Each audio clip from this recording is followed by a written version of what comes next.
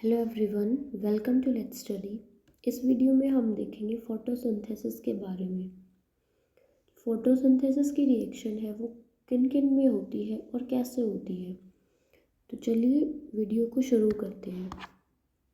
सबसे पहले अगर हम देखें कि न्यूट्रिशन इन ग्रीन प्लांट्स, हमें पता है कि ग्रीन प्लांट्स जो है उनका ऑटोट्रॉफिक मोड ऑफ न्यूट्रिशन होता है। ऑटोट्रॉफिक मतलब कि वो अपना फूड खुद प्रिपेयर करते हैं। मेक देयर ऑन फूड, कि ये अपना फूड किसी के ऊपर फूड के लिए डिपेंड नहीं होते, ये अपना फूड खुद प्रिपेयर करते हैं, इसीलिए हम इनको ऑटोट्रॉफ्स भी बोलते हैं। तो ये किस प्रोसेस के थ्रू अपना फूड प्रिपेयर करते हैं? तो ये जिस प्रोसेस के थ्रू अपना फूड प्रिपेयर करते हैं उसको हम बोलते हैं फोटोसिंथेसिस। ग्रीन प्लांट्स जो है वो फोटोसिंथेसिस के थ्रू अपना फूड खुद प्रिपेयर करते हैं। अब अगर हम फोटोसिंथेसिस को ध्यान से देखें तो इनमें दो पार्ट्स है फोटोसिंथेसिस के। एक तो है फोटो और दूसरा है सिंथेसिस। अगर हम फोटो की बात करें तो फोटो मीन्स होती है लाइट और सिंथेसिस मतलब होता है टू बिल्डअप। इसका मतलब है कि लाइट की प्रेजेंस में खुद कुछ प्रिपेयर करना, कुछ बनाना। तो जैसे कि नाम से हमें पता लगता है कि फोटोसिंथेसिस की रिएक्शन जो है वो लाइट की प्रेजेंस में होती है। तो चलिए हम फोटोसिंथेसिस की रिएक्शन के बारे में देखते हैं।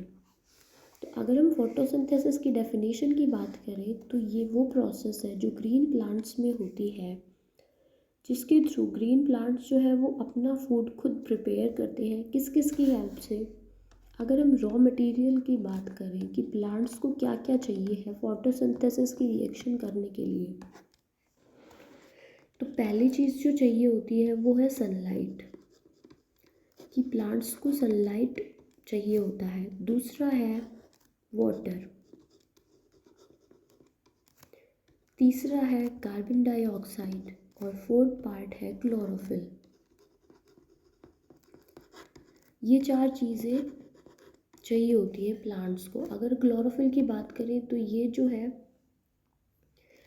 ग्रीन प्लांट्स में पाया जाता है, जिसको हम फोटोसिंथेटिक पिगमेंट भी बोलते हैं। क्लोरोफिल को हम फोटोसिंथेटिक पिगमेंट भी बोलते हैं और ये जो है सभी ग्रीन प्लांट्स में प्रेजेंट होता है। जितने भी ग्रीन प्लांट्स हैं उनमें फोटोसिंथेटिक पिगमेंट प्रेजेंट होगा, ठीक है। और ये जो है हमें क्लोरोप्लास्ट में देखने को मिलता है। क्लोरोप्लास्ट सेल होती है जिसके अंदर क्लोरोफिल प्रेजेंट होता है। अब अगर हम सनलाइट की बात करें तो सनलाइट हमें कहाँ से मिलती है?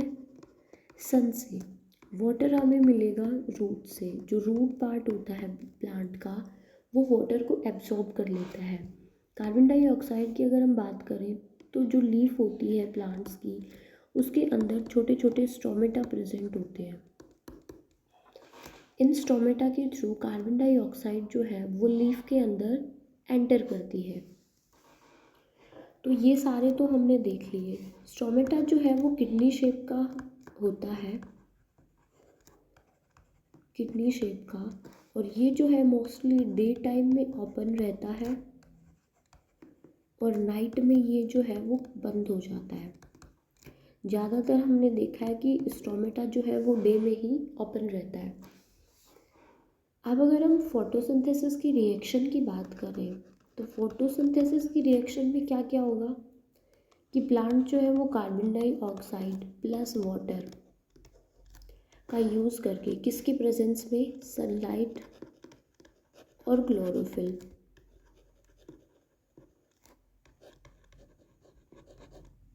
इन दोनों की प्रेजेंस में प्लांट जो है वो ग्लूकोज का मॉलिक्यूल बनाता है एज अ फूड। ग्लूकोज का मॉलिक्यूल प्लांट्स में फूड का काम करता है। दूसरा बनाता है वाटर प्लस ऑक्सीजन।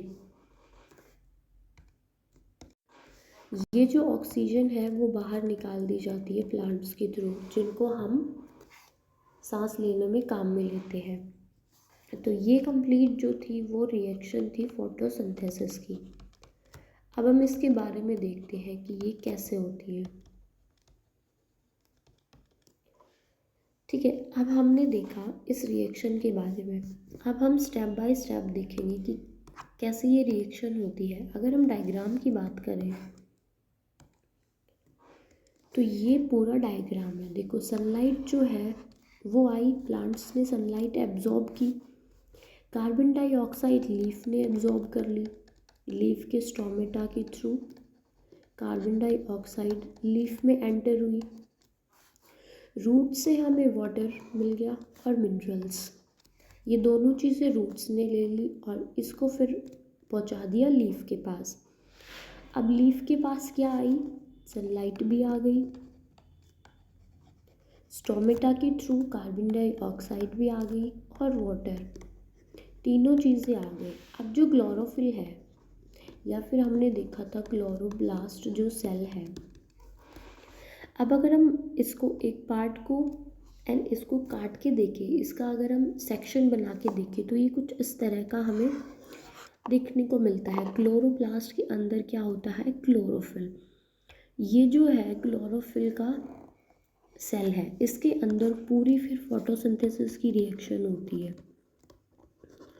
इसके अंदर फिर कार्बन डाइऑक्साइड, वाटर, सनलाइट, इन तीनों की प्रेजेंस में ग्लूकोज मॉलिक्यूल बनता है।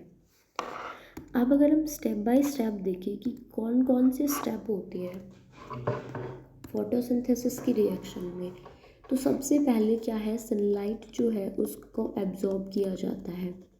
सनलाइट को एब्जॉर्ब करता है क्लोरोफिल। दूसरी में फिर क्लोरोफिल जो है, जो हमने लाइट एनर्जी ली, सनलाइट से हमें क्या मिली, लाइट एनर्जी। ये क्लोरोफिल मॉलिक्यूल जो है वो लाइट एनर्जी को केमिकल एनर्जी में कन्वर्ट कर देता है, जो कि फिर प्लांट यूज़ में लेता है। तो दूसरा स्टेप क्या हो गया कि जो लाइट एनर्जी थी या फिर जो सोलर एनर्जी थी वो केमिकल एनर्जी में कन्वर्ट हो गई। उसके बाद में जो वाटर मॉलिक्यूल का एब्जॉर्ब हुआ था, जो वाटर मॉलिक्यूल, उस वाटर मॉलिक्यूल को हाइड्रोजन प्लस ऑक्सीजन, इन दोनों पार्ट्स में तोड़ा जाता है। वाटर मॉलिक्यूल हाइड्रोजन और ऑक्सीजन दोनों में टूट जाता है। ये था दूसरा स्टेप। थर्ड स्टेप में आता है कि जो कार्बन डाइऑक्साइड ली थी, ये कार्बन डाइऑक्साइड का भी रिडक्शन होता है। कार्बन डाइऑक्साइड का रिडक्शन होके बनता है ग्लूकोज, जो कि प्लांट्स जो है एज अ फूड यूज़ करते हैं। अब ये नहीं है कि अकेले कार्बन डाइऑक्साइड से, इस कार्बन डाइऑक्साइड के साथ वाटर भी जुड़ता है। ये जो हाइड्रोजन और ऑक्सीजन में टूटा था, ये जो हाइड्रोजन है ये भी जुड़ता है, और ये जो सनलाइट में जो केमिकल एनर्जी आई थी, ये केमिकल एनर्जी इसे एनर्जी प्रोवाइड करती है रिएक्शन करने से। तो इन तीनों की प्रेजेंस में ये इन दोनों की प्रेजेंस में कार्बन डाइऑक्साइड जो है वो ग्लूकोज में टूट जाता है, और फिर इसको जो प्लांट है वो फूड के थ्रू यूज़ कर लेता है, फूड एज अ फूड। सो हमारी आज की वीडियो यहीं ख़त्म होती है, अगली वीडियो में मिलते हैं। Thanks for watching.